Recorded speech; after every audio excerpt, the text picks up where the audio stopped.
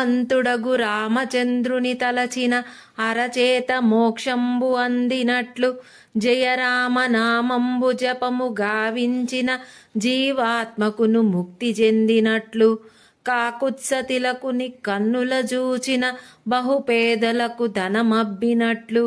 శ్రీరామచంద్రుని సేవింపగలిగిన అష్టభోగంబులు అమరినట్లు కరుణగల ఎట్టి సద్గురు కలిగినట్లు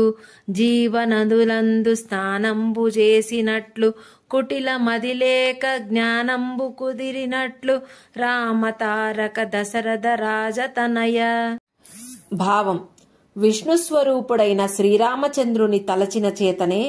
అరచేతిలో మోక్షము పొందినట్లు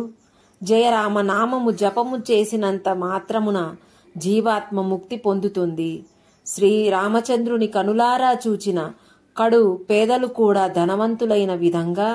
శ్రీరామచంద్రుని సేవించిన అష్టభోగములు అనగా వృష్టాన్నం, వస్త్రం, గంధం,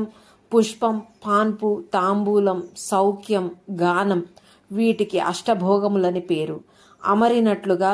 కరుణ కలిగినట్టి సద్గురువు లభించినట్లుగా జీవనదులందు స్నానము చేసినట్లుగా